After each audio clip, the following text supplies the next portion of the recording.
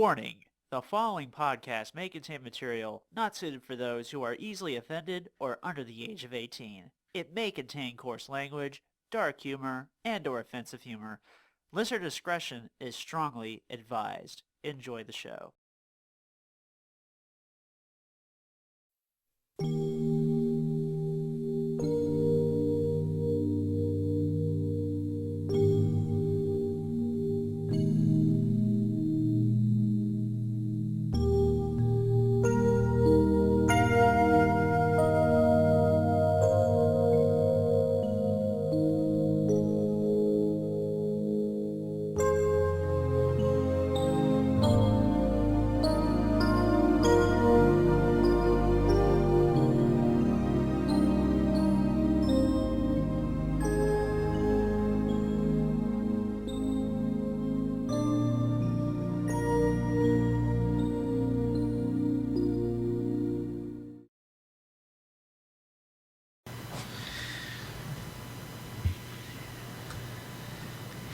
Good evening, folks. This is your old pal, Cube the Third.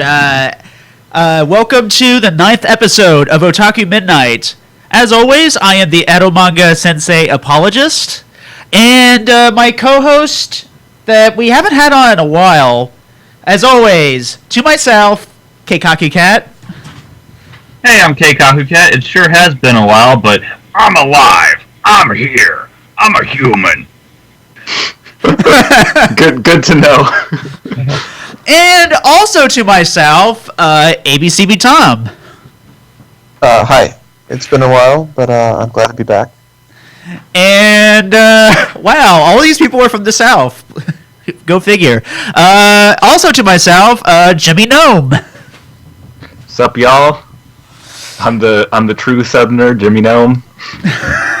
Yeah, representing Georgia up in here. Yeah, the worst. Man, so before we kind of like get into like the main meat of the podcast, how we've all been? It's I know it's been a while for me. I know it's been a while for you, Keikaku Cat. Yeah. So, Keikaku Cat. How you been, dude? Well, very good in entertainment-wise, but, you know, I'm busy with work, certainly. Yeah, and that's the whole reason why we haven't had Keikaku Cat on, like, recently, because he's been real busy with work, and this happened to be a day that he was free. But, you know, I would like to have him on more often, and I want to have him on for probably the big show. Don't know yet. We don't have, like, a full guest list all set up for Orimo Discourse, but I would like to do that soon. But, yeah. For that. Been watching some of the season anime.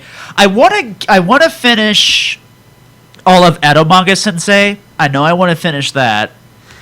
No, not Edo Manga Sensei. Maid Dragon. God, what the hell am I thinking? Man, yeah, that's a pretty big gap right there. Yeah, that's a Freudian slip. I mean, it may sexualize the little girl, but at least she's not your sister, I guess. But now people are saying that Sagiri is the upgraded version of Kana. Okay. I haven't seen that at all. They don't even have anywhere near personalities. Kana is much more like Renge from Non Non Biori. Yeah, like very deadpan. I see that comparison. Yeah. Well, no. Well, just like it's not that she's not emotional. It just doesn't sound like it with her voice. Renge has lots of emotions. Mm-hmm.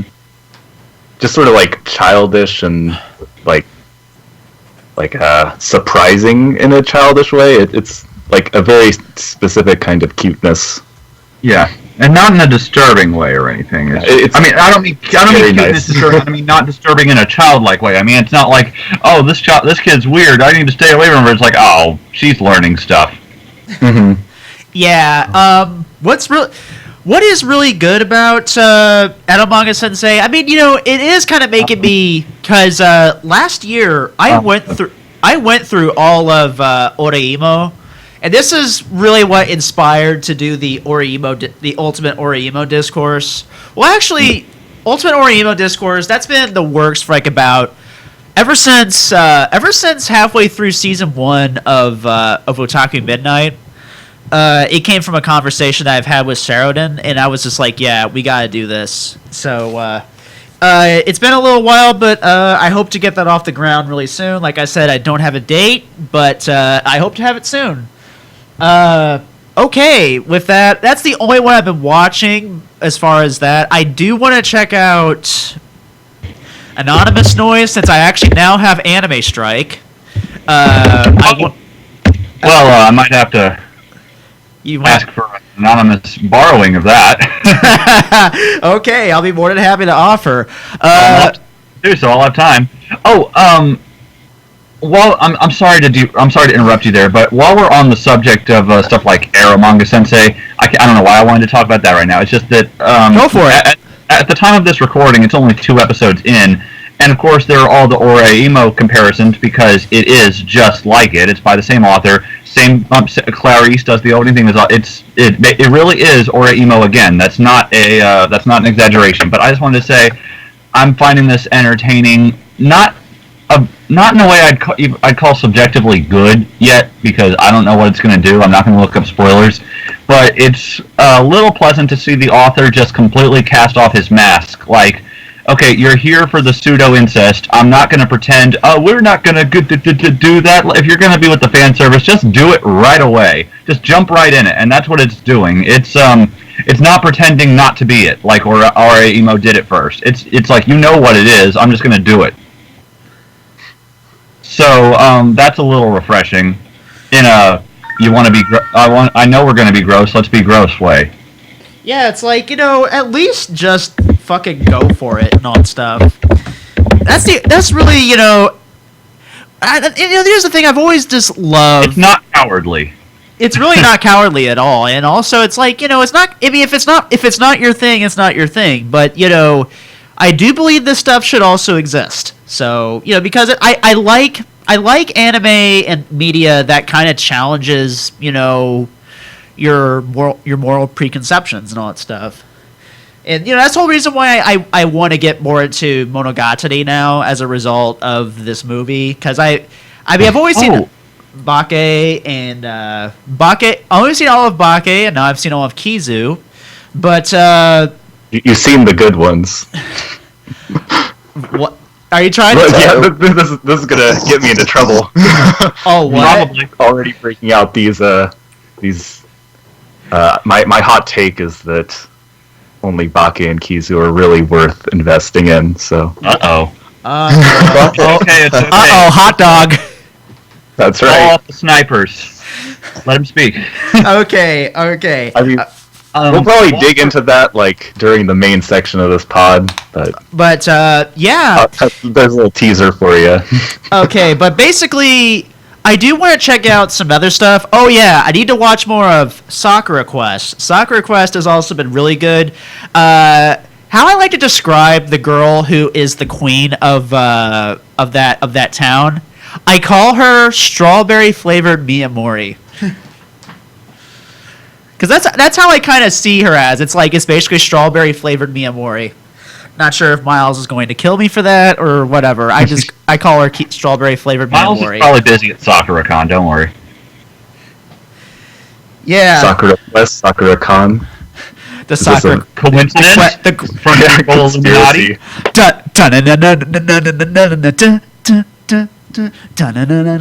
Okay.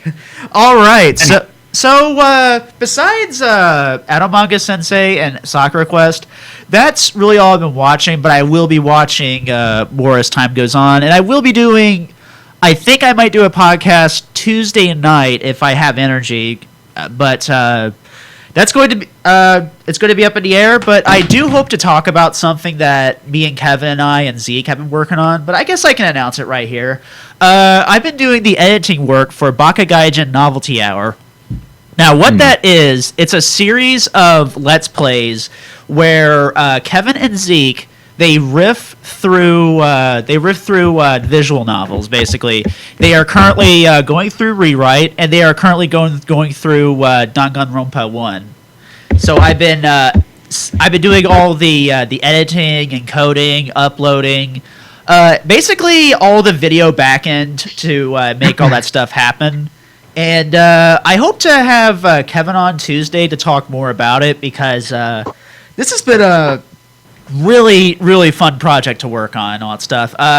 Yeah, I totally recommend looking it up. It's Baka Gaijin Novelty Hour, Baka Gaijin Show Novelty Hour, I think that's how it is. But yeah, really good stuff. But yeah, I'm going to turn over to these guys. So guys, how's it? So Keikaku Cat, I don't think you got to what you were watching. Well, I'm actually watching a lot of stuff now. I haven't been able to touch any of the anime strike stuff yet, which, while it frustrates me, I'm not going to pirate, but anyway, but my plate is still pretty full because I'm watching the continuations of Attack on Titan, My Hero Academia, although I like Titan much more. I don't like either. That's okay. Eccentric Family. It sure is more of that. Then outside of, then there's just the really short Idolmaster Cinderella Girls Theater, but that's 2 minutes, so it's nothing to talk about.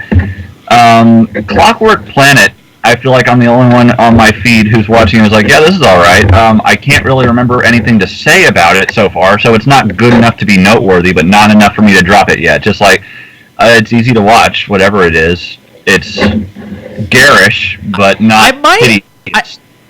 I might watch that, because I know everyone's been like burning the house down over that show. Like, the thing people have been getting mad about is Akashic Records of Bastard Magical Instructor, which I can understand. It played off rape as a joke in the second episode, and it was really tasteless. Yeah, speaking of that, doesn't sound too great. the bastard magic instructor. There was a controversy with Crunchyroll. Did you catch any of that? I wouldn't call it a controversy in that it's a discussion amongst about 3 people. They apparently showed that exact clip I'm talking about to promote the show in one of their panels. I think it was just tone deaf, not like it wasn't antagonistic. It was just a matter of, well, let's show clips from what we're airing this season, and they didn't exactly screen enough of being selective of what they were airing and what their audience was going to be, not absolutely disturbed by. So they were just... It's probably tricky to pick from 2 episodes to find a clip of a show. Yeah, kinda. And to check what they were showing first, and then realize, oh crap, that kind of thing. Anyway, I'm watching Eromanga Sensei. I still need to catch up on Sakura Quest. I'm going to watch that. I watched the first episode of 7 Mortal Sins, which is only about halfway there because so much of it is censored, and it's like there's nothing much to say about it. It sure is Queen's Blade. That's what I'd call it. It's just Queen's Blade. Oh wait, it's censored? Well, I know what I'm downloading later. Get the ATX subs. Crunchyroll does not have the ATX version. It's like it sure seems like it might be entertaining if you want to watch some fan service when the uncensored version eventually comes out, because as it is, you're sure not going to see any of it. The really long title, World End, What Do You Do at the End of the World? Are You Busy? Will You Save Us? Which can be shortened to Suka Suka.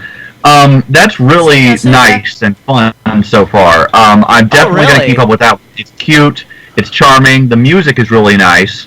That one's going to be the one to keep an eye on for me this season when it comes to new stuff and not continuations. That's the standout for me.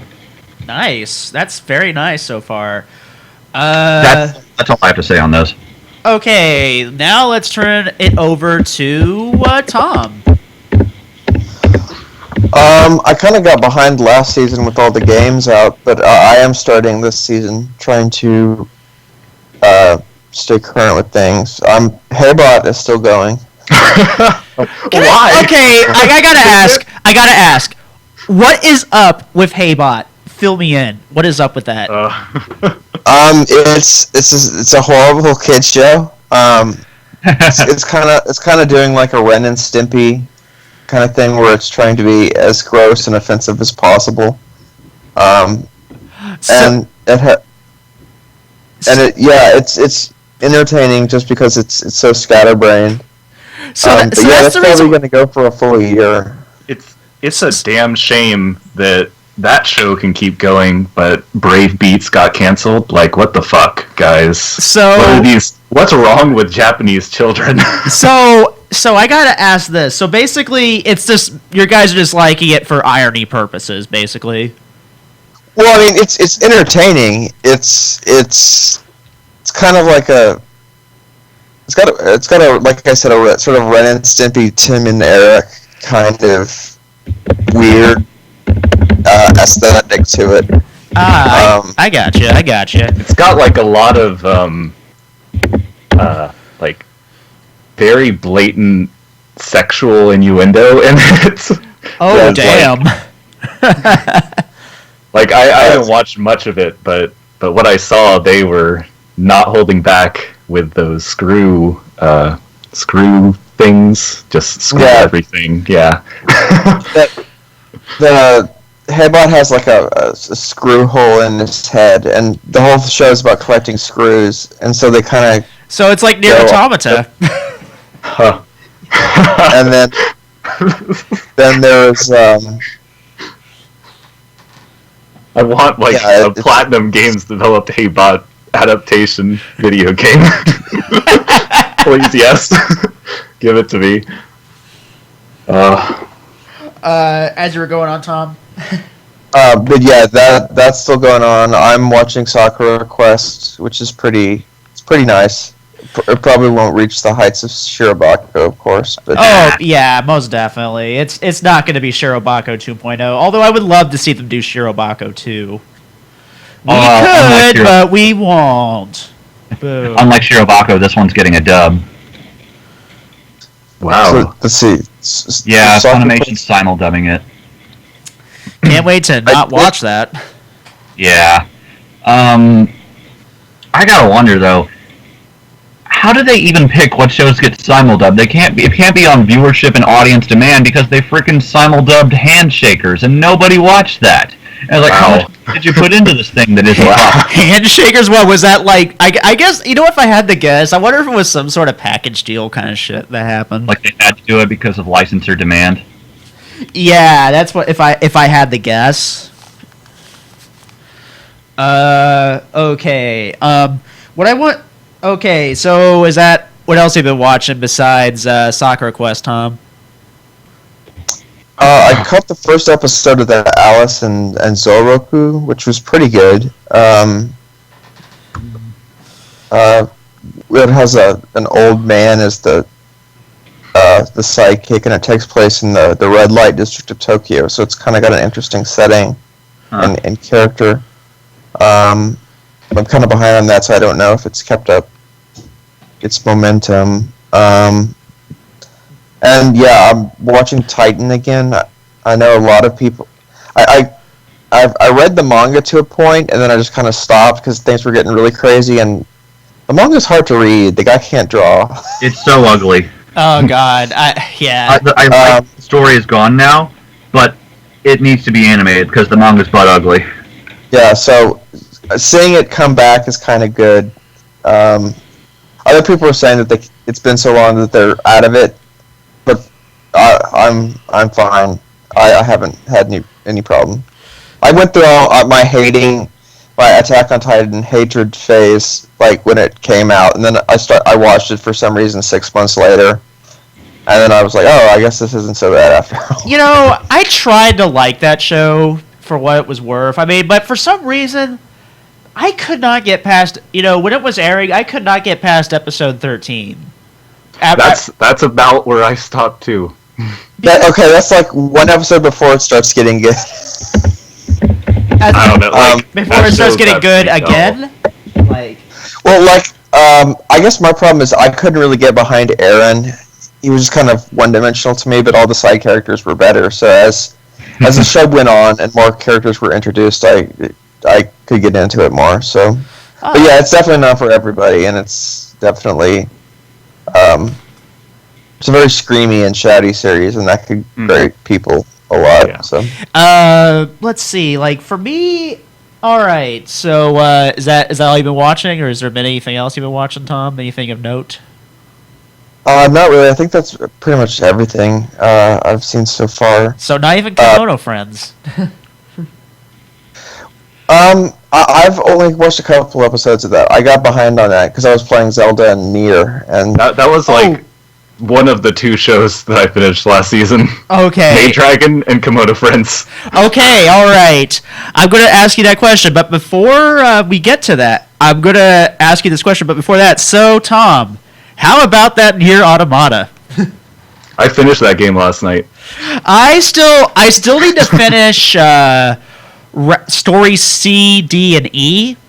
Oh, that's when it gets really good. The thing is, there's been a part in the game that's been kicking my ass, and that is, that centipede-esque boss, where it just turns into, like, laser bullet hell everywhere and all that stuff.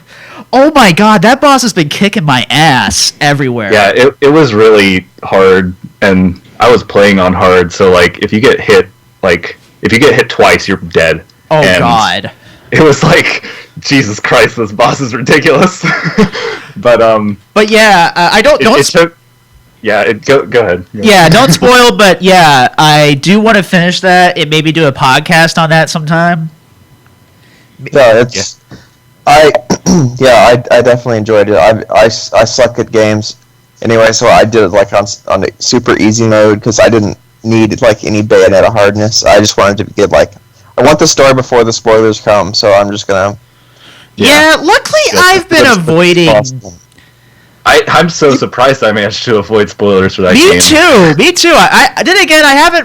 I follow people like Nanami Zeg, and even she hasn't been spoiling, because none of the people I follow haven't been like super live tweet like, oh, let's tweet everything in the game. Oh yeah, like when A2 fights Hegel and it's like super tough. Yeah, that was the boss I was stuck on, Hegel. Yeah. Yeah, I just think like the Nier fans are wanting to get more people to play it, so they're not going to be the type of personality that is like, let's just ruin everything for everybody. So that's haven't been there. I do want to play the original Nier. Now, which version would you recommend that be played on? The 360 or the PS3? I played on PS3. Oh, really? I played it on PS3. Well, I don't think there's really going to be any... I don't think that there's like a strong difference. Like, the game is... Like, even if there's like a frame rate difference, it doesn't really matter in that game because you're just pressing square repeatedly to win. So in Japan, I know that the Xbox is the American version. And yeah, and like it's the default version.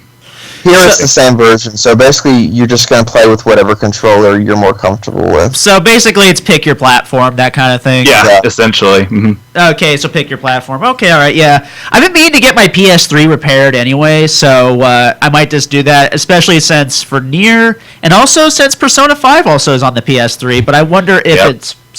Because I've been thinking about a PS4 for quite some time, and also a Switch, but because I really want to get back into games again and all that stuff. Because Nier kind of reminded me, like, yeah, video games are cool. Because it's like, I still like video games, but I've mainly just been playing, some old arcade games, and also mainly just the old stuff. Because I can't really play most first-person shooters because I get dizzy easily. Mm. And I can't really get into like Call of Duty, Battlefield, or any of the AAA MLG Call of Duty shit right there. I can't really do most of that, unfortunately. I'll say that like I'm somebody who tends to skew towards older games myself, and like buying a PS4 was like a really fucking good idea because they're just too many games that I'm playing on the system. It's unreal. Yeah, like I know you're kind of a shmup fan, which is like, yes, I think we're going to get along quite well on this one. Like Battle Garega.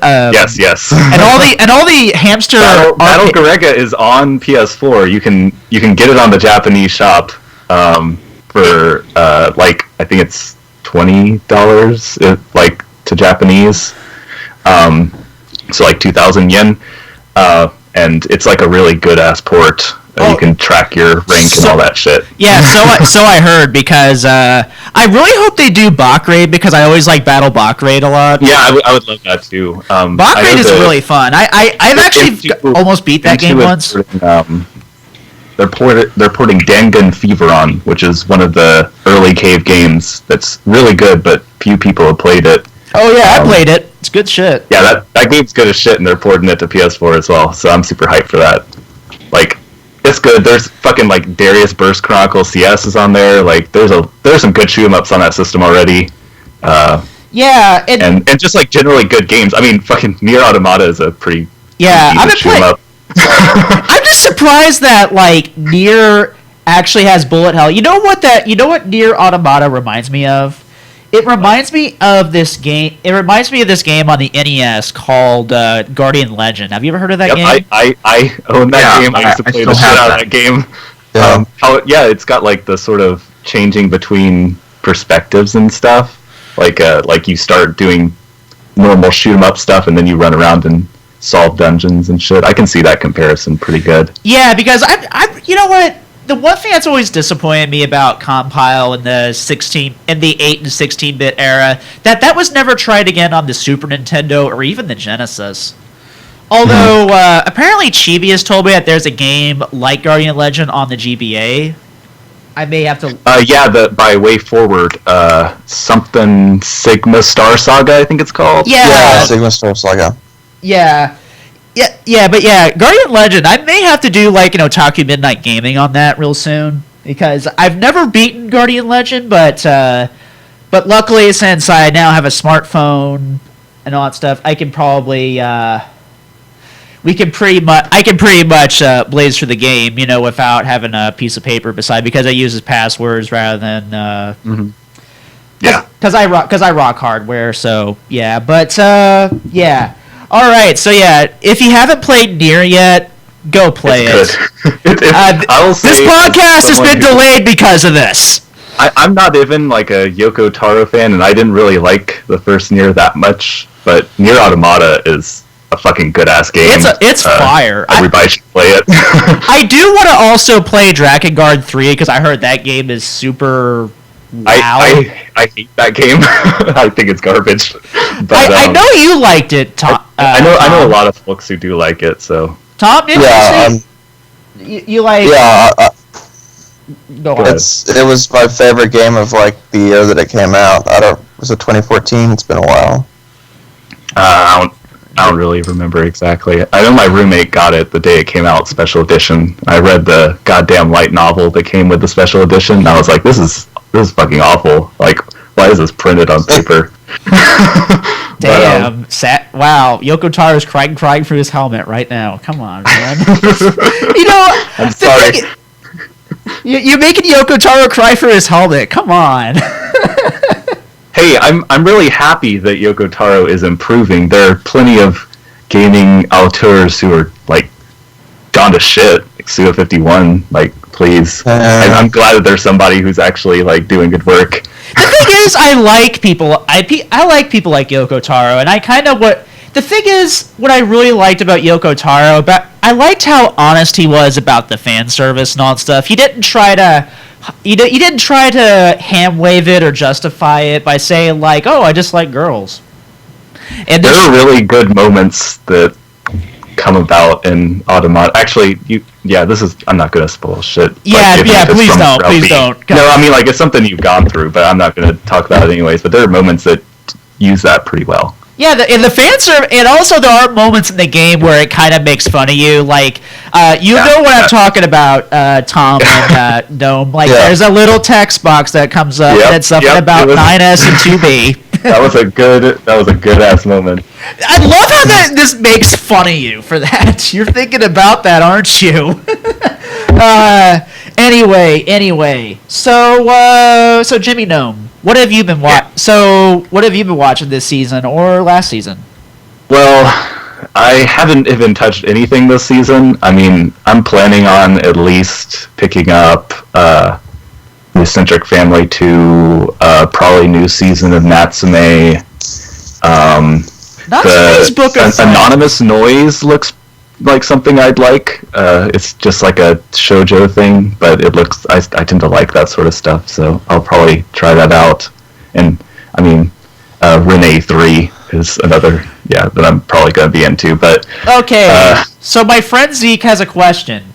Who watches the Natsume's Book of Friends? Because it seems like there's like a lot. I watch that show. There's like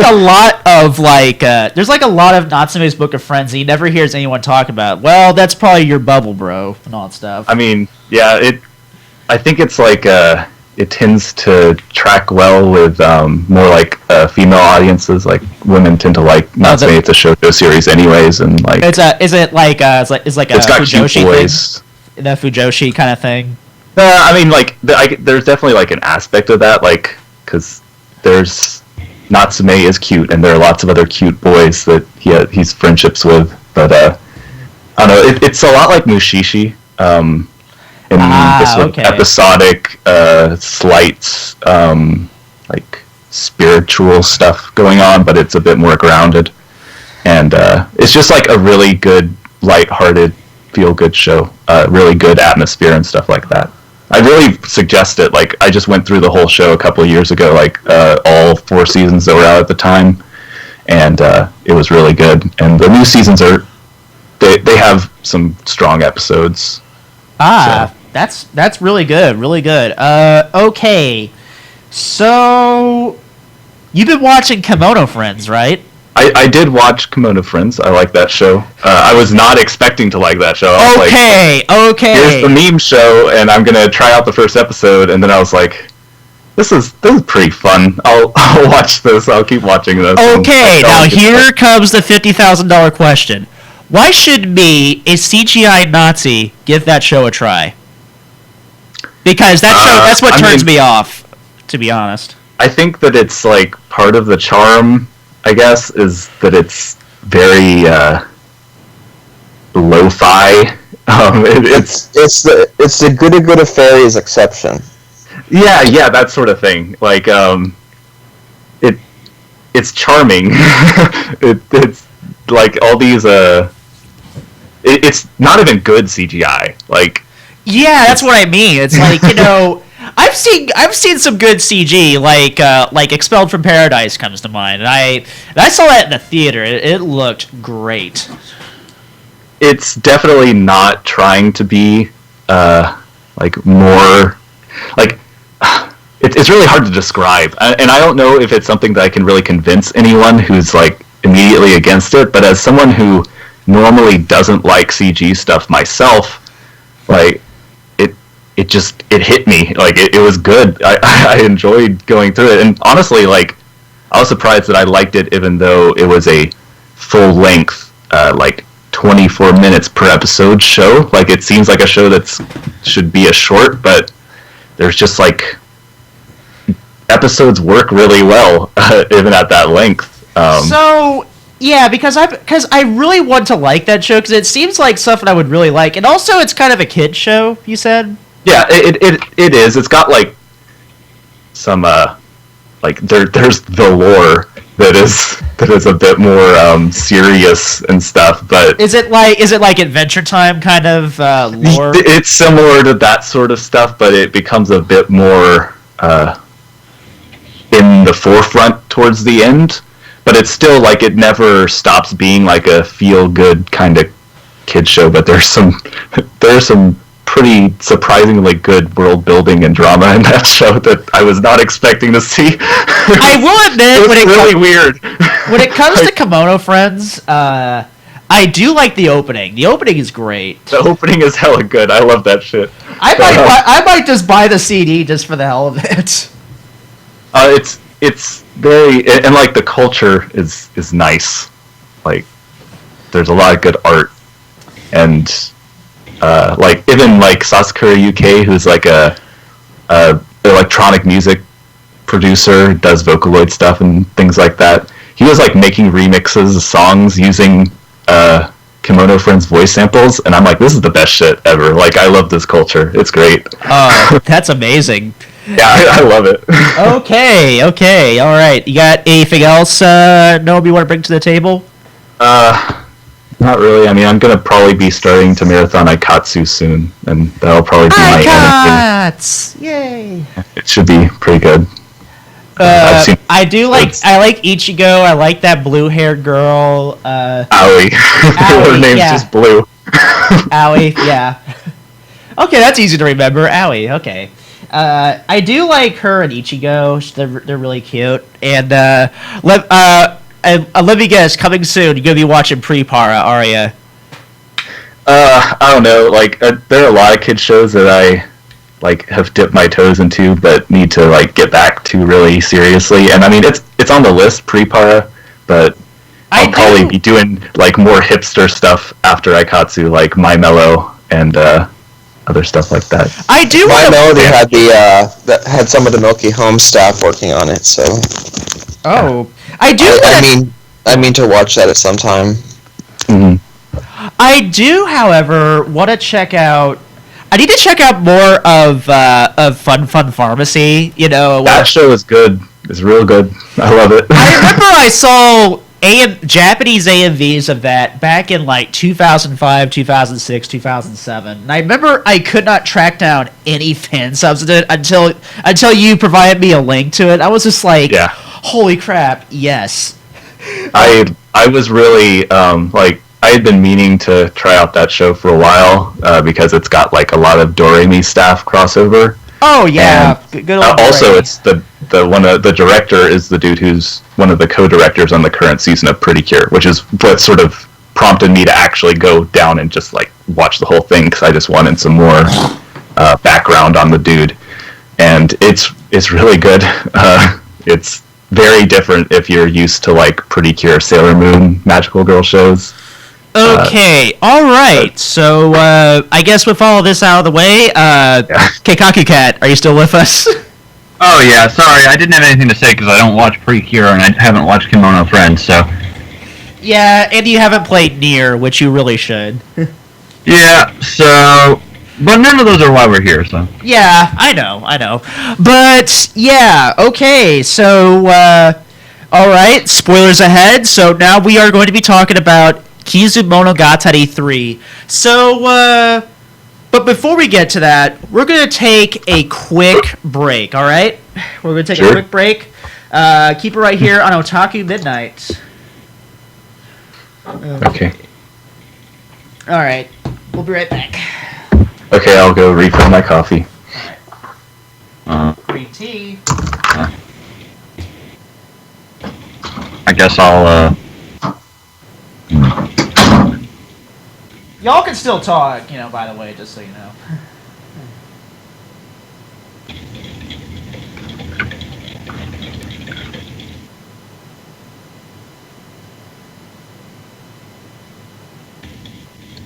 Can't do it under pressure. Come on.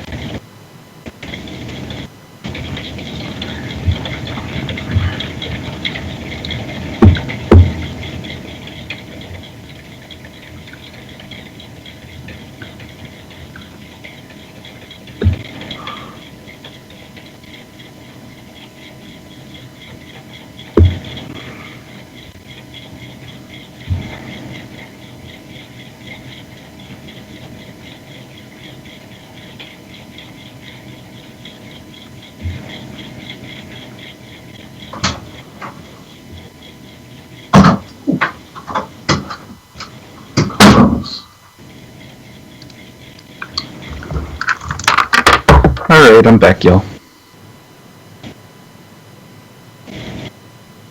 I'm just gonna... Huh?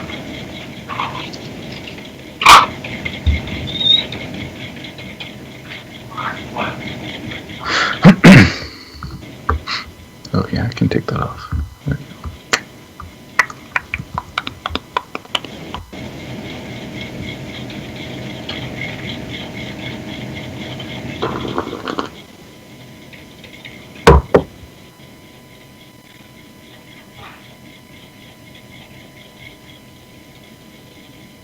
It's really loud.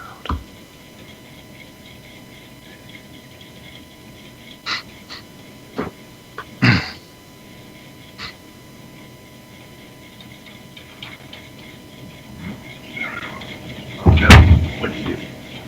Let's see here.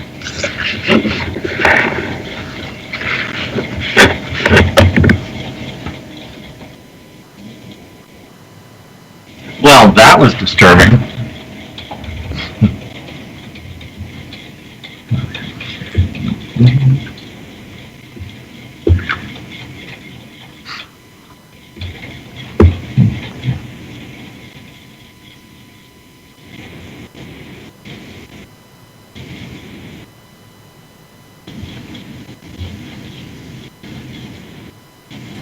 I'm back. Welcome back. Okay. You know what I realized I forgot to mention? What? I forgot to. I realized I forgot to mention your name. Oh, I was like, what? You did say my name. But, the film I watched. We just recorded a pod on that. Oh, for a weekly wave motion. You know, pod. Speaking of wave motion canon, something else I kind of want to talk about. When is Josh going to release the second part of the Digibro thing? I've got no clue. You gotta ask him. He's the one who's in charge of all that. So, I have no idea, honestly. Like, we're sort of going through like some changes to how our work things are handled. So, oh yeah, I'm really just focusing on my own stuff. Oh yeah, I gotcha. Okay, Tom, you with us? Yeah. What about? All right. Okay, you guys ready to come back? Yep. Okay. All right. Let me just turn this back. All right. Okay. All right. Welcome back to Otaku Midnight. Before we kind of get onto the show, I realized I forgot to talk about your name, which we will be doing a podcast in full with some people. I'm going to be doing a podcast with Chibi and maybe someone else. I don't know yet, but all you need to know is hot take, really good. It's kind of like it's kind of like Freaky Friday in a sense. God, I tried really hard to not bring that up in our Wave Motion Canon pod, which isn't released yet, but it should be released sort of soon. And it fucking happened anyways. I'm sorry, it kind of is. It's Freaky Friday with feels. It's good. Put it on the back of the box. Freaky Friday with feels. So it's an alliteration. That'll get him to buy. Freaky Friday with the feels. Cubate the Third, Otaku Midnight.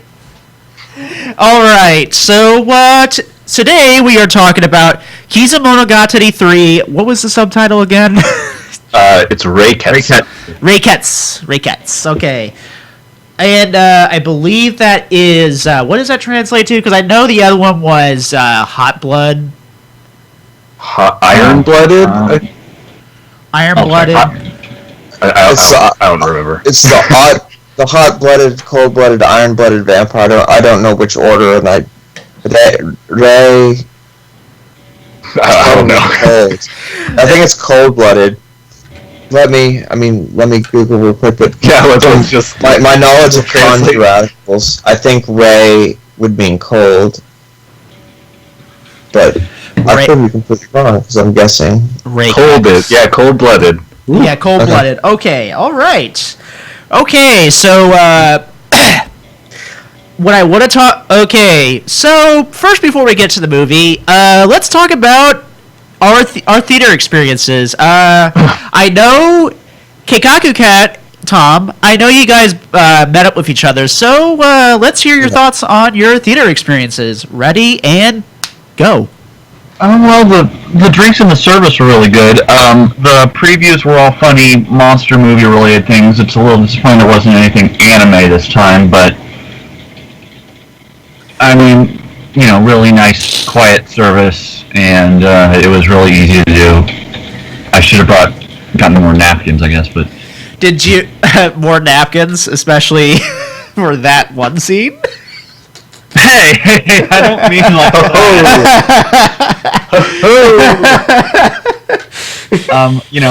we only sat next to each other for the first two movies, the double feature. But then when we had to go to actually our assigned seats for the third one because it was all filled up, we weren't anywhere near each other. I was near. You guys did assigned seats? That's kind of crappy. Wait, so was it all 3 Kizu films in a row? There was a break in between, like half an hour. Okay, yeah. I was just but they were selling a double feature of the first 2 movies and then the third one, and we went for that since I would have done that. Been some time. But I just gotta ask, why was it assigned? Was it always assigned seats? Because I don't remember the Alamo doing that all the time. Yeah, no, the Alamo does assign seats. The previous showings weren't. It wasn't sold out, so it wasn't as big of a deal, I guess. But the screening for the new film was completely sold out. So basically it was assigned seats or die, basically. Yeah. When did they start doing that? Or has that always been a thing? It wasn't always, but I remember them back from Austin when they were just an Austin place and nobody else had them. So, I think it was a couple of years ago. I remember it being like hugely controversial at the time. But yeah, no, I went to the Alamo Draft House when the Alamo Draft House was just like the 4 theaters in Austin. So. Yeah, I got you. They didn't do it back then. Okay, but overall, you had a good theater experience. Did you see any good cosplayers? There was one Kiss Shot cosplayer. Which version of Kiss Shot? The second form, when after the 10-year-old form, the one after that. Okay. The one after the Shinobu form. Okay, gotcha. So the one where she's wearing white. Yeah, the long-haired one, but not an adult yet.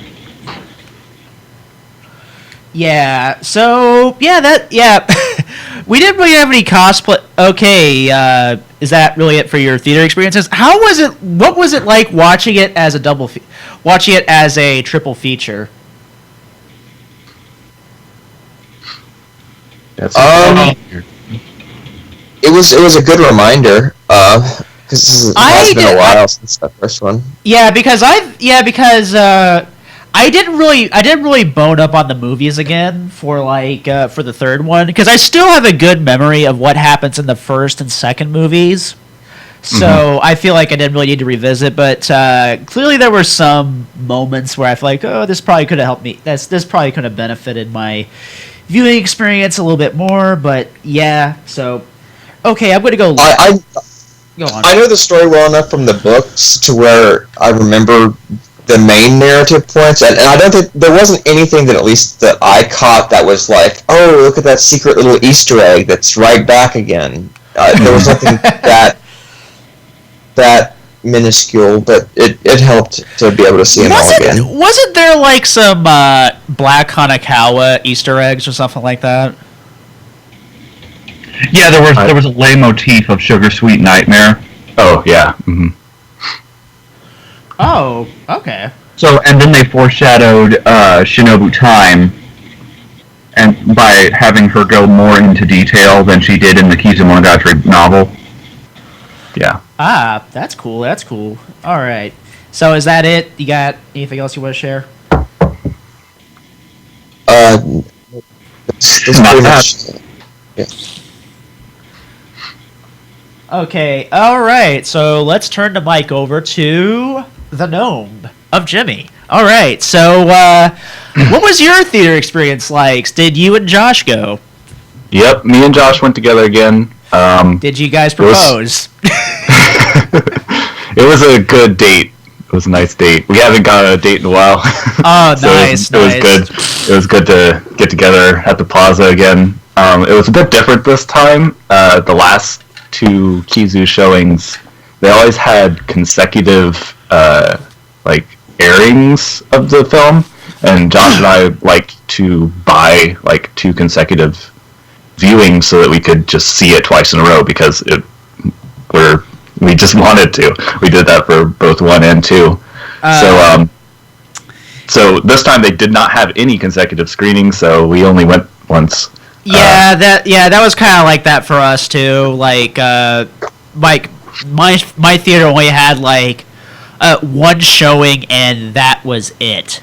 Oh wow! One showing, that was it. There was a showing on that Monday and Wednesday, but yeah. So we had our theater had 3, and they were all spaced out 6 hours apart a piece. So we just went to the first one, and it was better than Kizu3, which I liked Kizu3 honestly. I mean, it's a good thing Josh isn't here because Kizu3 is his fave. But the theater experience too just wasn't that good for us because it was in the theater that we go to has a downstairs main theater, and then upstairs sort of mini theater, and the second one was aired in the upstairs one. I was thinking that it was probably going to be the same deal for 3, but it turns out that they're doing maintenance up there, so we got to see it in the main theater. Which is yay! Good.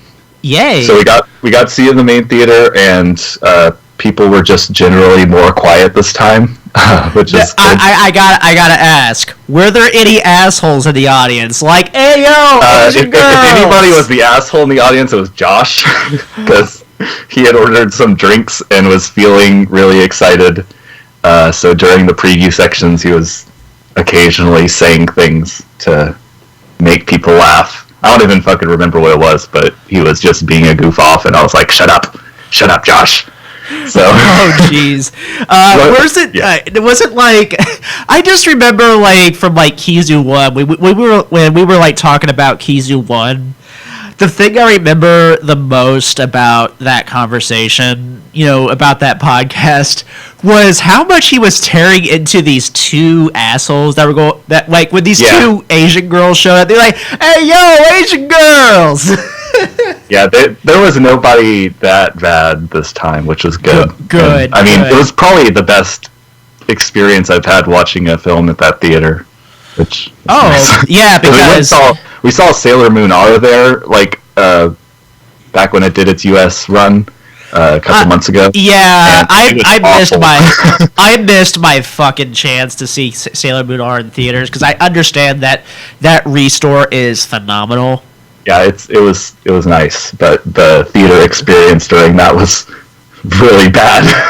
Oh, what was the theater experience like for that one? People were just talking the whole damn time. I mean, I can understand singing some of the songs in it because it's fucking Sailor Moon and this is an old film, so I can sort of definitely see that. But it was just a lot of talking and just a lot of kids who just. Oh boy! I mean, not kids, but high school age kids. Oh, so just teenagers, not itty bitty kids or anything like that. Yeah, and I don't know. I didn't see any cosplayers at our Kizu thing, but there were a hell of a lot of cosplayers at the Sailor Moon R showing, which again makes sense. That's a lot more mainstream. Yeah, and so there was a lot of cosplay when I saw. Madoka Rebellion, both of the Madoka show, for all of the Madoka showings, and also Rebellion too. Mm-hmm. Okay, 4th movie wins. Since you're done with all those movies, when is Madoka 4? Come on, we want that shit. Ow. But yeah, all right. So hold up. I've been having some really bad allergies, so I'm sorry if my voice kind of sounds like shit. So just heads up. Okay.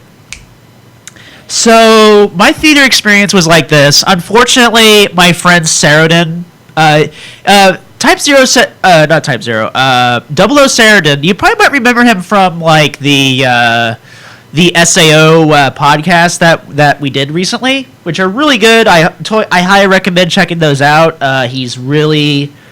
He's a really good podcast host. I hope to have him on for more shows. I think I have a few more shows before we do Oremo Discourse, but yeah, just wanted to put that out there.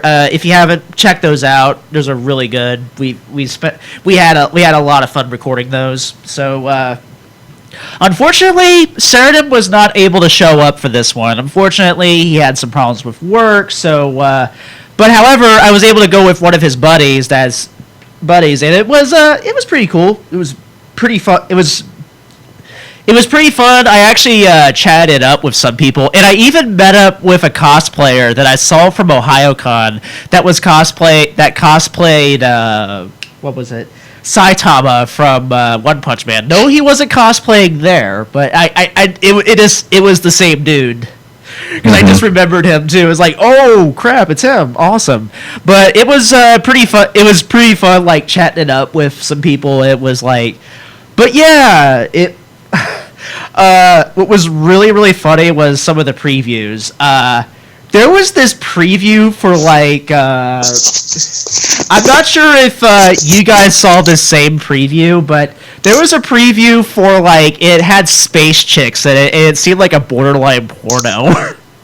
Nope, didn't see that. I think mine was just the new Alien movie and The Void. Those were the previews that I... Oh yeah, The Void. I want to see The Void. The preview for The Void looked really, really good. So. It looks really intense. I gotta see that. But anyway, The Void, really good. But the theater we actually got the big theater for the Gateway. Am I gonna sneeze? Okay. Anyway, for the Gateway, we were actually in the first theater for which was actually the biggest theater in the house, and the screen was really amazing. It's not like IMAX big, but it's like a 70mm film big, that kind of thing. Because I guess they use it for their 70mm stuff, and also they show and the only thing that was kind of off, and this is only for like nerdy people, but the only thing that was off was kind of the convergence. Like, if you actually look a little closely, like, you can kind of tell that there was like a little bit of convergence issues with the screen. But other than that, it was still good. Everything was in the proper aspect ratio, looked good. What was kind of funny was after the previews, it was like 30 seconds of darkness. And what everyone did was there was like this huge thunderous applause. Really? Yeah. When the Aniplex logo came up? What? When the Aniplex logo came up, and then people got excited again, because there was quite a bit of a gap of just darkness for a little while. Same for my theater. It was like a long pause. It was like a huge long pause, but during that long pause, I feel like halfway through the long pause, there was like this huge thunderous applause, which is actually kind of funny. And I was going like, at the same time, I was going like, okay. And I'm like, oh, here we go, Aniplex, let's do it. All right, so overall, I mean, since, I'm not really the biggest Monogatari expert, I guess it's the part where I basically just shut the heck up and let you guys talk. So, all right. So, who wants to go first on the hot takes? Hot takes? Oh, boy. Araragi did nothing wrong. Yes, Araragi did nothing wrong. And also, holy crap. He didn't do enough. Can I just say this? Is it just me, or... is it wrong to have a guy crush on Araragi? Araragi might very well be best girl. Because holy crap, that's enough to... I mean, the way that, like, there was a whole bunch of Araragi service in the Kizu 2. Yeah, I was sort of disappointed that there wasn't as much in this one. There was some Araragi service in the beginning. There is some, but it's... like, there was no, like, Holy tease. Yeah, it's like, and of course, all that is like, or something like that. Forgot how it went, but yeah. He is very hot in these films, like significantly hotter than he is in any of the other Monogataris. Yeah, that's the thing. They really made him stacked. Holy shit. Yeah, like it's sort of hard to like. It's hard to be convinced that this is just like the super unpopular, like total shitbag kind of character at the beginning of the film, because he's just like this sexy muscle man. Oh God, yeah. Like I'm surprised. I'm surprised that there's no yaoi dojins of like Araragi and what's that other guy? You probably just haven't. Oh, you'd be wrong. There are. You probably just haven't looked for them.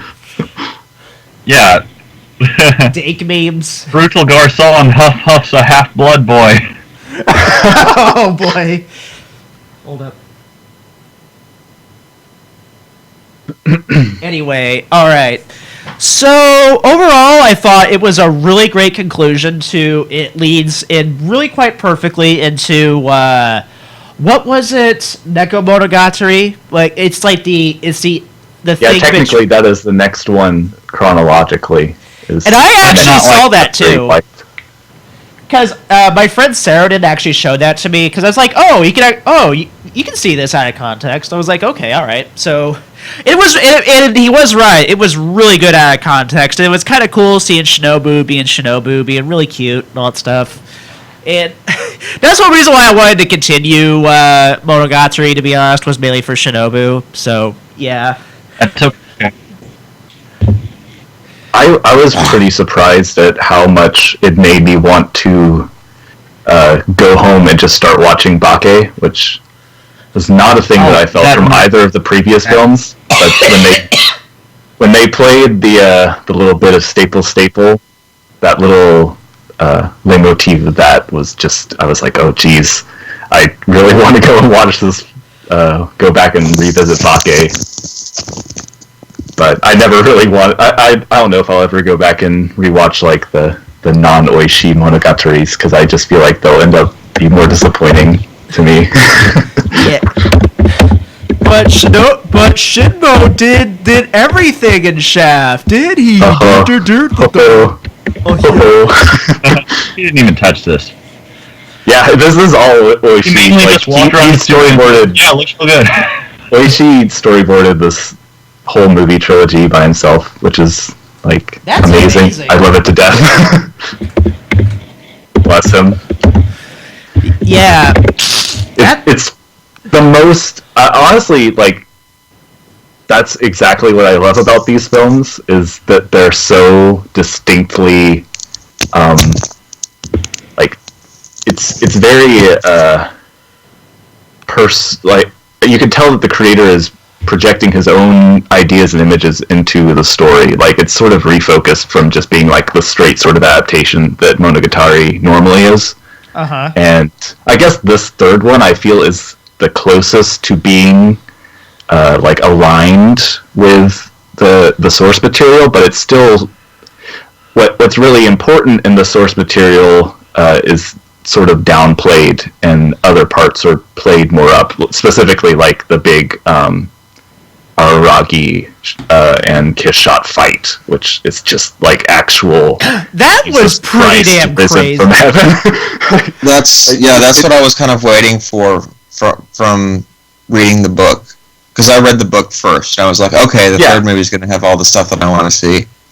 But yeah, it seems like the third is the one that is got the real crux of the message of the book, and it seems like the parts that I thought were the big defining moments, like the sort of deceit about, well, sort of obvious, but it's sort of a twist that Kishot is a vampire and she's eating the humans, but Araragi just doesn't fucking my severed, and like the moment that it hits that, oh god, don't get me started on that. What there was some CGI shattered heads or something like that? Yeah. Yeah. I don't even know. Like, it had to have been a conscious decision because, like, drew his head in that. Like, they purposely chose not to. Yeah, I don't know, like, what he was thinking, but You know, like that seems. Go ahead. If there is one thing I really like about the Kizu Monogatari movies, as far as animation is concerned, it also has good sakuga, yes, but also what I really like about it, I like how it's the perfect marriage of 3D CGI and 2D animation, and that's perfect. And I feel like if more anime kind of looked like this, I would be happy. I would be happy with CG. It does a really good job, I think, of using CG both in a like consciously artificial sense and also in a way that evokes realistic imagery. Like, there are a lot of the backgrounds in Kizu, like all three films, are super, like, they seem like they're real, like photographs almost, but I'm sure that they're not. They're like some sort of combination of digital effects. And it really gives the films like a really unique, more grounded atmosphere from the normal abstractness and really just like super anime-ness of normal Monogatari, which is super I really cool. have to ask, who did the CG for Kizu? Was it all Shaft? I'm not sure. I'm not sure, honestly. Like, I know that it is probably a different studio, like, that actually produced the CG, but I couldn't tell you it off the top of my head. I gotcha. What was I going to say? Right. But, okay, I want to talk about... Okay, so, overall... So, Jemmy, your overall thoughts on the film, it was pretty damn good overall, or... I thought it was a good, like, really solid conclusion to the whole thing. I mean, I knew that it was going to be a pretty solid conclusion, and the parts that I wanted them to do right were done right, and, like, some of the parts that were changed felt really good. At least not really like change, but it was more like a embellishment of the creator. Like when Aragi discovers that the Kishot is eating people, and it goes through like this whole like very weird, abstract, horrified moment where he's just like in his own head, and like all these different images are flying around. Christ, how horrifying! I loved it. I was just like, oh, this is really good. Like there's a lot of textures in that film that are like, I think that's one thing that does really, that the whole trilogy does really well, is just adding these sorts of more human textures to these scenes that are really supposed to be more abstract, I guess, in Nisio's writing, just because that's his style. And this one does use a bit more, like, the first one doesn't have any internal monologue, I think. Like, it's none. It was just crazy because it's Monogatari. Yeah. And you expect that. This one has some. Like, it sort of leans on it a little bit, but it's still very, very grounded compared to normal Monogatari. And it does a really good job just representing, like, themes visually. And, yeah, the fucking fight with Kishot and Aragi is, like, the fucking highlight of anything Shaft's done in the past 10 years, probably. I don't know. I kind of like the the sports storage room scene, and especially Is it the one with Hanakawa? Yeah, and a couple of I love that scene. Of Otter Araragi. Oh my! There were like some part that's like, oh my god, this is gonna turn into fucking hentai real quick. I've seen chicken. I was a big fan of the part right before the sexy scene, like where they're just sort of sitting around, and like Araragi puts a flashlight in front of them, and it sort of casts silhouettes on the walls, and it feels really like surprisingly like I feel like the scene's set up to be sort of like a in a horror film. There's like the sort of sex scene, like the like two teens are getting together and doing, like, it sort of progresses that way. But the beginning of that scene is like really it does a really good job of nailing that adolescent uneasiness about sexual tension. Like it's really honest and like straightforward, and it's sort of cute even. Like I really like that scene a lot. And then like it progresses into going into that like really really sexual stuff, which is fun too. And it's like I'm not gonna. And that scene also has like really funny Christ imagery. Like the whole ceiling is shaped like a Christian cross, and I was like, what the hell is this doing here? And then like I don't really remember the joke off the top of my head, but Hanakawa says something. Suicide is a sin. And like she like lifts her hands up, and it's like basically just like a punchline to this gag. And I was just laughing my ass off at the scene because I don't know, I was trying to get as much into like the symbolism as I could because I was only seeing the film once, and it just sort of threw me a loop how silly it was to include that little bit in it. It was cute. Yeah, it was. I really like all that imagery too. But yeah, that was my favorite scene. Was like that really epic fight scene. Dude. It's like wow. It is insane. It's really insane. No, I thought, okay, what rules are they using for regeneration? Are they using Deadpool? Are they using the Deadpool regeneration rules? Are they using Piccolo rules? Are they using Cell rules? It's like, you know, it's just like that was the scene that needed to be embellished upon the most, and like needed to be drawn out the most, and just sort of because if anything, the Kizu books, like that's the. Well, okay, in the third film, I guess it's not really the whole entire theme. It's like this combat between like Araragi and Kishot's ideals, but like it's still like a really significant scene of these two, and like how they're just struggling infinitely, and they just go crazy with it. Like, oh my god, it had to have been so much fun just sitting around and coming up with all these stupid ideas, like Aragi's gonna just run on his hands for a while, and then like, how about we just have a baby head? Yeah, they just do everything that they could, and then like they just take the best damn staff that they have and just have them do like some of the best work that they've ever done. Like, geez, like, because good. In the book, he just kind of glances over the violence, like, oh, we're fighting, and oh, there goes my head, and oh, it's too gross to even write down, and oh, someone will have to come up with a whole animation idea all by themselves and use their imaginations to their fullest. And that fucking happened. Wow, Nishio actually wrote that in? Nishio Isin? Nishio does that sort of shit. There's no way we're getting an anime like this. Also, yeah, in the Kizu novel, Araragi asked Meme Oshino, hey, why is it you're always holding that cigarette and you never light it? And he said, well, I can't smoke. Oh, I can't smoke here. Then we'll never get an anime adaptation. I can't smoke.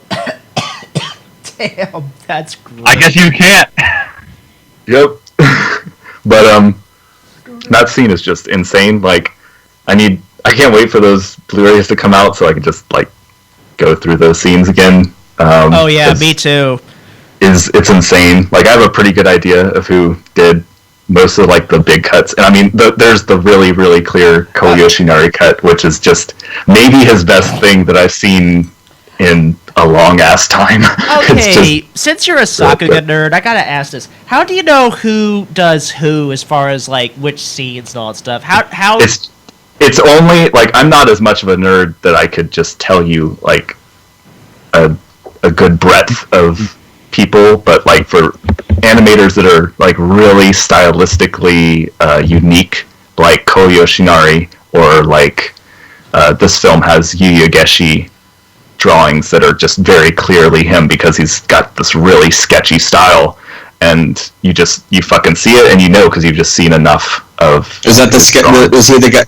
I know it was really sketchy when he was like dragging him along the side of the stadium. Yes, that section is that, and then the part that's like really like super detailed, like insanely detailed explosions and stuff like that. That was all Ko Yoshinari, and I'm assuming that the other really good scene that is almost like it almost reminded me of something out of Princess Kaguya even, because she's just like sort of twirling in the air, and it's got this really nice line art on it. I'm feeling like it's probably Genichiro Abe, but I'm not gonna bore people with just me trying to guess who drew these scenes. But that's okay. That's okay. all those things are like, that whole segment is just probably, well, yeah, it is. It's peak Shaft animation all the way. Like, I've seen literally every Shaft show, and nothing else even comes close. So, it's good.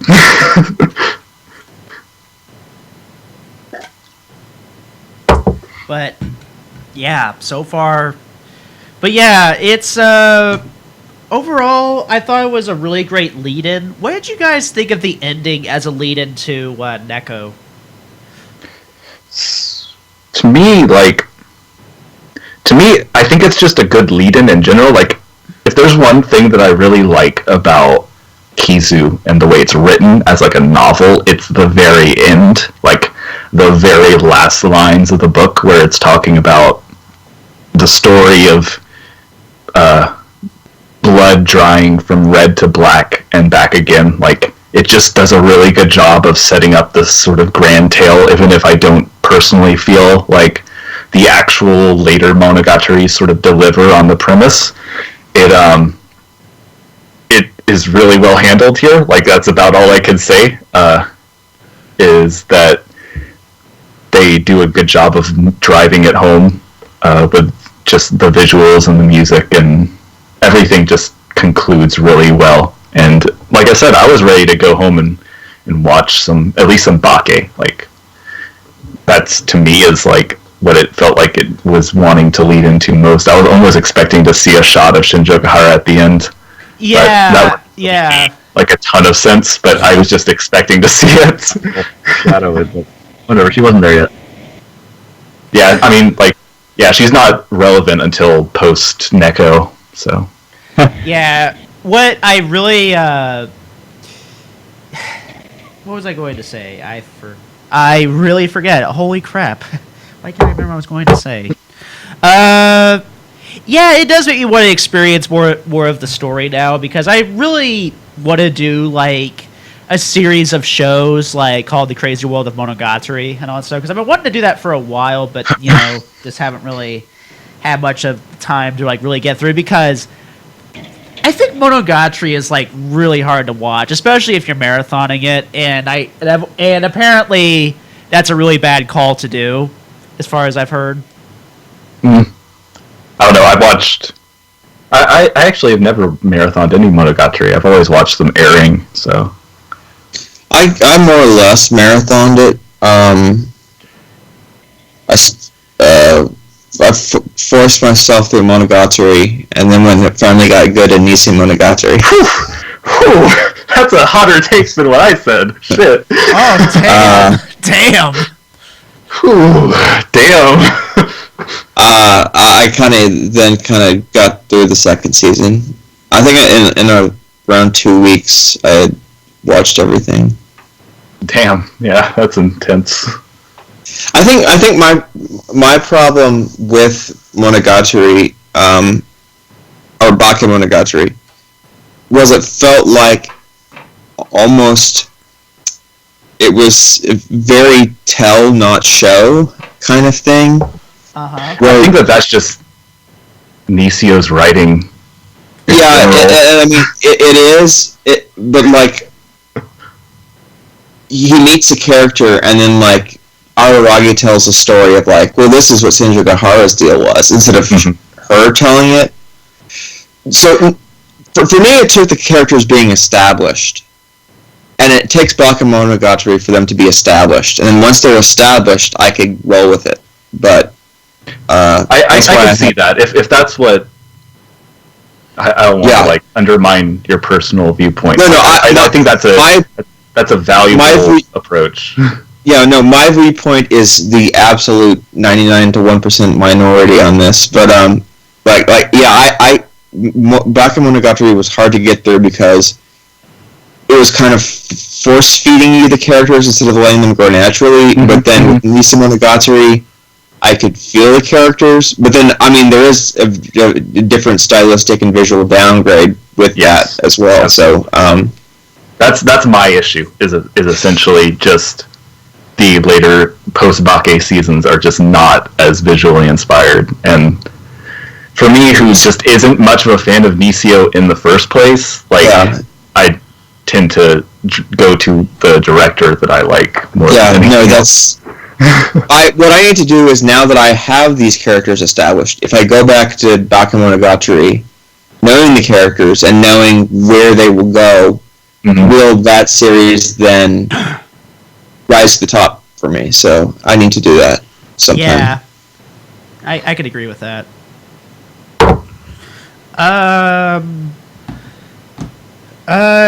So Keikaku Cat, did you have anything you wanted to add or anything like that? Let's see here. I think Kizumonogatari really helps to perfectly understand why Araragi is the way he is. I mean, I can see you can see like the exact moment he became an irredeemable pervert instead of someone who would never ever act on those things. Like, in the first part, he never would have done any of that stuff. He was like, whoa, this girl wants to talk to me? What's going on? I don't understand. Oh, I would never do stuff like that. Then, he'll buy porn, but he'll try and keep that absolutely secret. He'd never talk about that kind of thing. And then when the moment, like, Kiss Shot and Hanakawa just start totally being on him, he just suddenly becomes more open about this, like, oh, can I get away with this? And it's like, oh, it's because they gave him an inch that he eventually takes a mile later in the series. I don't want to say it's their fault. I just want to ask, was Kizu, like, written first, or was that written later? No, it was written second. First.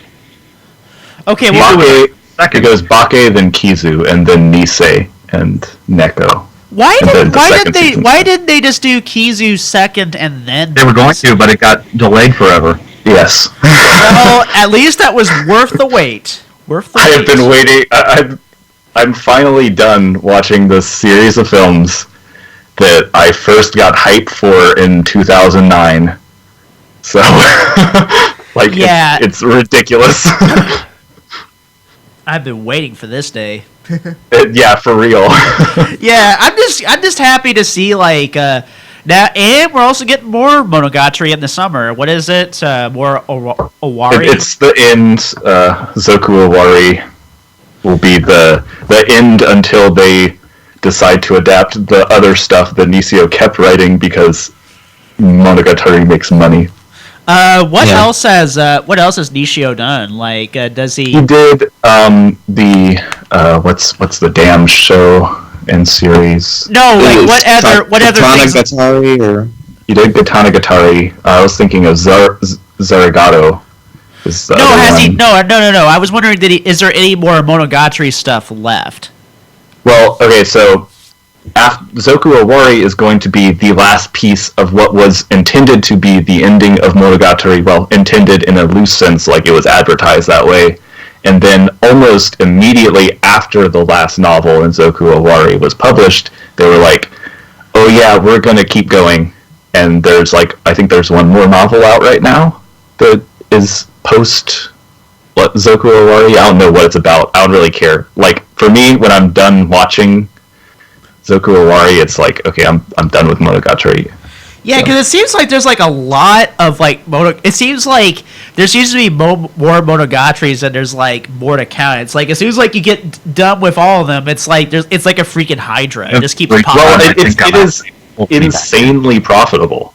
Even though sales have sort of declined over time because every season is a sequel to the last, and that just naturally happens, it still sells way better than any other thing airing any season. I mean, Bakemonogatari is the best, as far as I'm aware, it's the best TV anime Blu-ray sales ever. Yeah, wasn't it? Didn't it sell in the 30,000s or something? It is.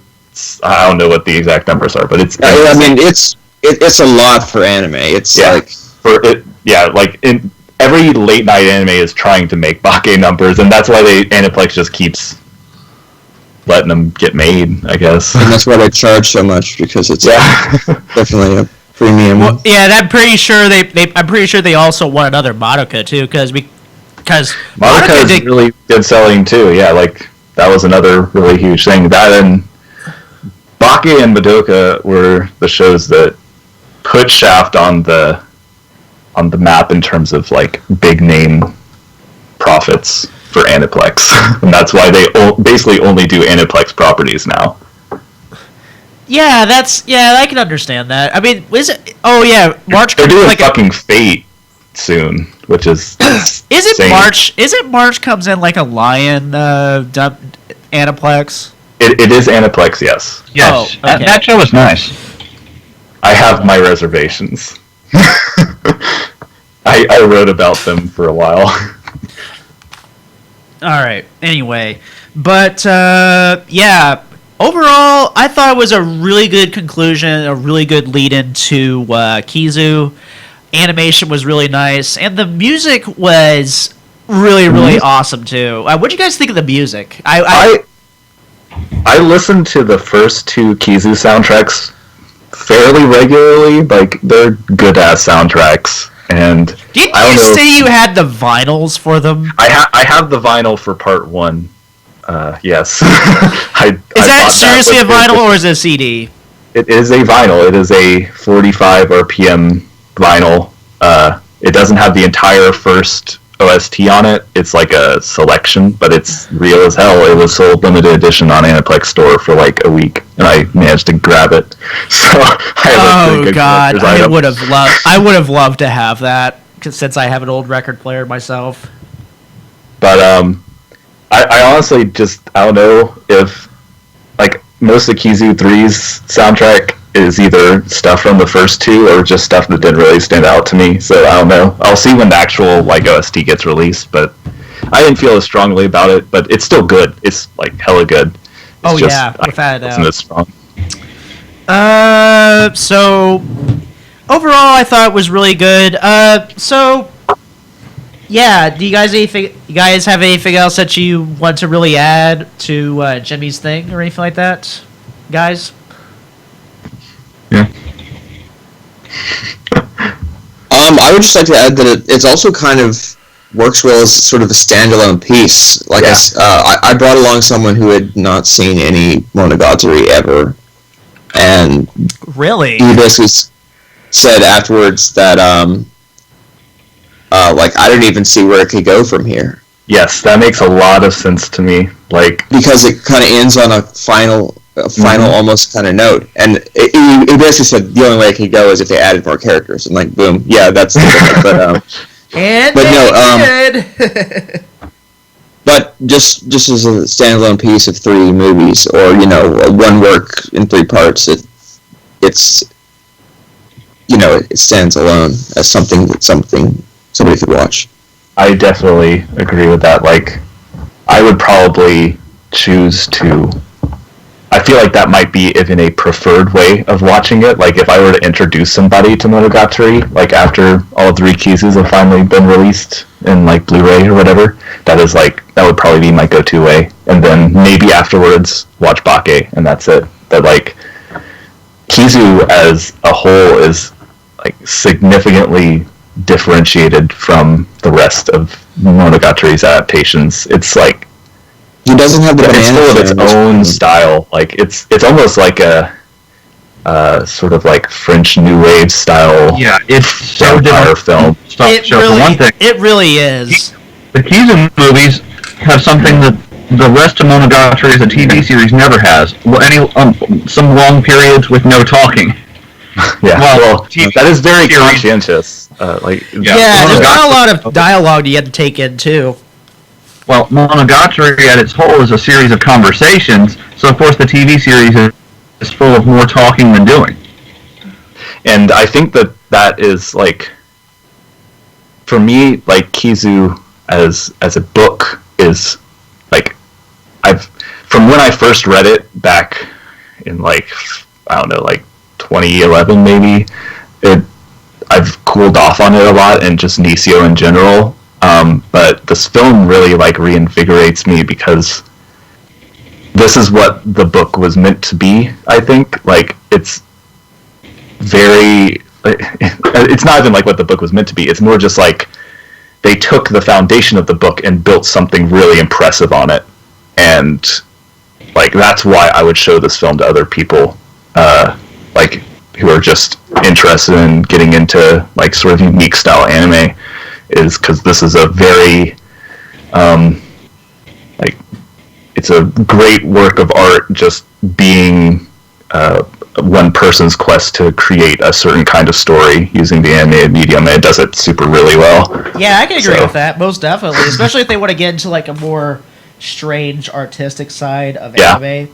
Like this is a really good dose of just like, if you want to know who Tatsuya Oishi is as a director, Kizu Monogatari is it. I told you, he did all the storyboards himself, and it's got a really good dosage of like some of Shaft's great in-house animators, some of their usual like collaborative independent people, like freelancers, and it's just like, for me this is like almost peak Shaft if I cared more about the source material right now. Oh yeah, like most definitely. So for me, like what's most exciting about finally having watched Kizu3 is the prospect of the staff who worked on it going and doing something new, because they've been trapped making Kizu3 for the past almost a decade, and I really am looking, like, if they do an original, that is what hypes me. That's what gives me. I really hope. That's what I'm dreaming about. I'm really hoping they do that and they combine it with a little bit of Gekidan Inukuri, and I really that hope would be good. Yeah, I would really love to see. I would love to see the same team that worked on Kizu work on Madoka 4, and I really hope they are. I really hope they are working on it right now, because I really want to see that, because I want that same kind of Kizu like animation, but not like the same style, of course, because I feel like that's incompatible. But that's what I would like to see from Madoka 4, is something kind of similar to that, but also fitting the Madoka atmosphere and all that stuff. I would like to see some Inu Curry Oishi mix up. I don't think that's ever happened. It'd be really cool. Yeah, Inu Curry. But yeah, got anything else you want to add? But also a hot take. The only thing that sucked, there was no head pats. No head pats at all. I wasn't really a fan of the beginning of the film, to be frank. Like, to me going in, I was expecting them to lead with the reveal of Kishot eating what's his name, Guillotine Cutter, but they just sort of have like this long drawn out combo, which works fine enough like in the middle of the film, but it really felt underwhelming to start with that, to me. Like, he's had no trouble starting the other films in like very different places. Like, the first film starts as he walks outside as a vampire for the first time, and then after that scene it cuts to the actual beginning of the story. Like, if he had done something like that and just led with something stronger, I feel like this third film like by itself would have been a lot better. But like, watching them all together, which I think is the intended way to do it anyways, because they're sort of abrupt ends and beginnings as it is. Now, isn't there I kind of like, I suppose it didn't kind of open on the Guillotine Cutter fight again. That would have been a pretty smart choice too. Yeah, an action lead in, but oh well. It's just a talking, and I was like, whatevs. I had a very specific vision of what I thought it was going to be, and it didn't align there. So it's probably a bit more of my expectations leading me on the wrong way. But I was just a bit disappointed by the beginning of this third film specifically. But it's good. It's still good. It made up for it a lot. What I really liked about, was, I don't really have anything worse to say. Yeah, isn't there supposed to be a like, Kizu Monogatari where they combine all three of the parts together and they make it into like one big 3-hour movie or something? That would have been like, I would have thought that would have been a better way to pitch this film. There's like, I think it gains some things from being 3 films, but I don't know if it's worth splitting it all up that way, unless it was just like they were still behind on production, even though they'd been working on this film for like 7-8 years. Yeah, but like honestly, it's obviously been scrapped at least once, based on like differences in promotions and stuff like that. But it's still like, if this was like the disappearance of Haruhi Suzumiya of Monogatari, that would have been really, really smart and cool. Yeah, that would be. I would be. It's like if people say, "Oh, that shit doesn't sell," you know what, motherfucker? Popcorn, Coke, we're doing this. Go. And honestly, like, that's another thing is Aniplex was probably a part of that, being like, if we split into 3 films, we'll get triple the money. So I guess it's like, really. Oh yeah, like cheapen the experience. I feel like it would have been a better experience if it was like one big 3-hour movie, because I feel like they could have had the power to make it one big 3-hour movie. Oh yeah, I mean, I'm sure that it could have been done, and like, it would have been a different kind of deal, and I'm sure it would have been like still really, really fucking good. But I don't know, like, I think there are some good things about it being 3 films. They all have like certain personalities, and it might be fun when some time to just sit down and like contrast them. But I don't know. I guess like, there's a lot of mysteries behind the production of Kizu Monogatari that I don't know if they'll ever come to light, but it would be really cool if they did. Just hear. It's really easy to just imagine. Yeah. Well, I mean, the odds of the production being behind, that's almost feels like a given. But also, this way, they get 3 times the ticket sales. That kind of, since they've kind of had this animation staff idle for a decade, they kind of need to recoup the money. So, but I think everybody was willing to pay 3 times. So I don't. Yeah. So they got 15, 30. So they got $45 from me. So. That's how much they got like $75 from me. Actually, more than that, because I bought that vinyl. Hey. Dang. It's good stuff. Yeah, it is good stuff. But yeah, anyone else have any thoughts before we close out the show? Nah, just give Monogatari a shot. You can start with Bake, you can start with Kizu. Bake is easier to do because it's more readily available. But, well, as soon as Kizu Monogatari becomes a lot more available, I really hope they put Kizu Monogatari on Crunchyroll, because I feel like that would be really good to experience. So that way you don't have to go through pirate channels. You don't have to, or pay like down. How much, like, the actual Blu-ray volumes? They've got that Aniplex price. Aniplex. Yeah, it's ridiculous. Like, I think that they only have the limited edition, and it's like $100-something. Something.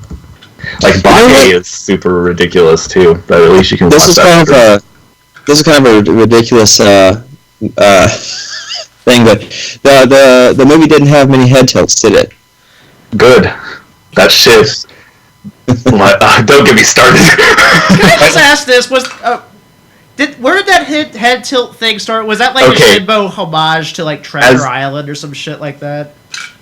As I have experienced, it was more. It's not like any one person started it. It's more just like a meme that just happened at Shaft at some point, and they were just like, "We're going to start doing this a lot now." And like their early shows, it's not really a thing, and the early shows have more Shinbo. I mean, there are scenes that people can pick out. They're like, "Oh, here's the head tilt," but it's not like the sort of thing that it is today. And, like, I don't know. Like, I have no idea how that even became a thing.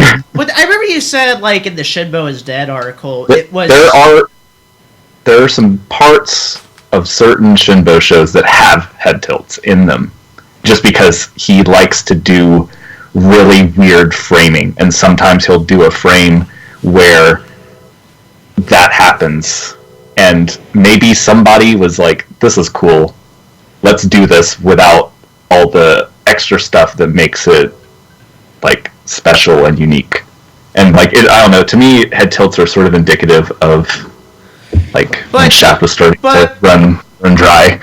But wasn't that like a nod to there was this Treasure Island there was this thing that like it was the guy who directed the professional Go 13 in 19- Oh, Zaki?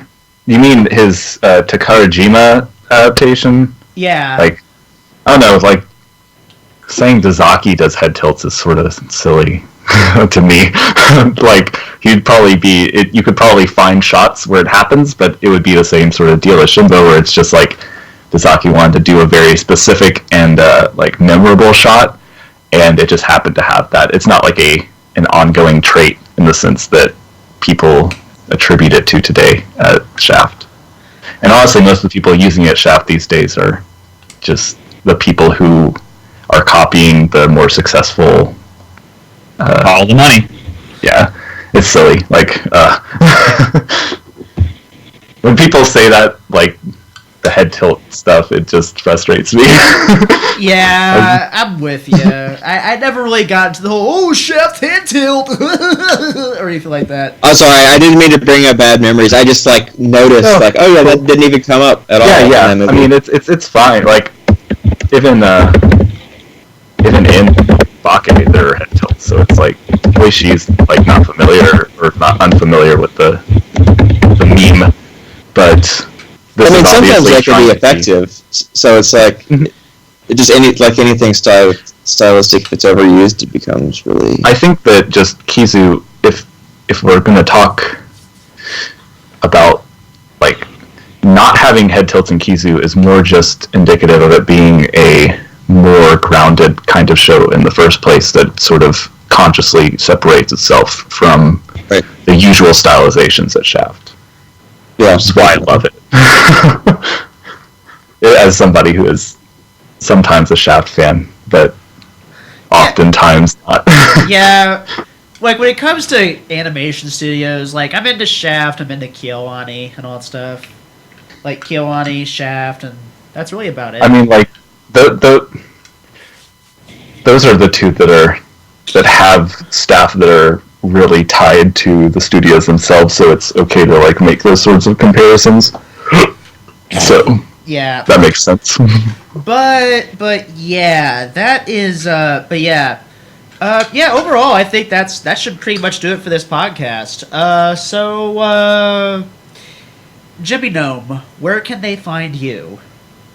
You can find me at JimmyGnome9 on Twitter and on WaveMotionCanon.com and also as just a blogger. And also read the article "Shinbo is Dead" by Jimmy Gnome. Did you write that one? I was trying to remember. Did you? Yep, that's me. Shinbo is Dead. Yeah, it's a good article. Totally recommend it.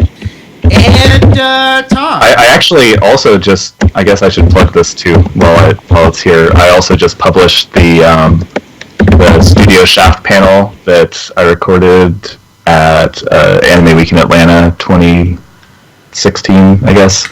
If you like Shaft, if you like my Shinbo's Dead article, or if you don't want to read my Shinbo's Dead article and would rather just listen to me talk, sometimes poorly because I was very nervous and hungover during this panel. But it is published. It's an hour long, and I basically just go through their history and highlight some of the key players that have made them what they are. So there you go. All right. So Tom, where can they find you? I'm on Twitter at ABCBTom. I haven't really updated any of my blogs or anything for a while, so that's kind of the main place to find me. All right, and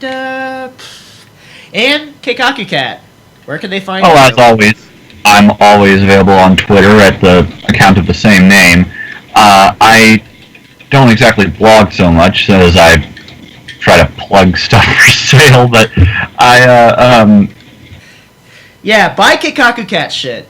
Buy his shit. I'll add more stuff soon. There's a variety of things, but it's weird. Yeah.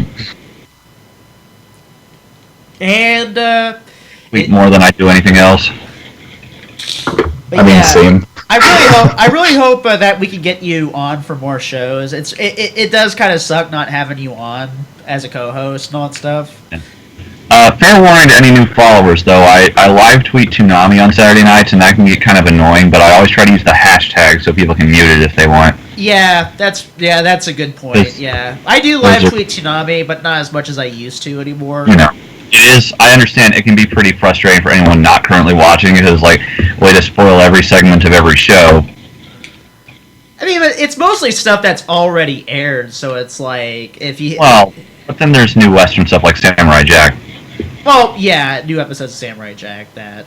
But yeah, where you can find me on Twitter, I'm on Twitter at Kyubey3rd, that's spelled KYUUBETHE 3RD.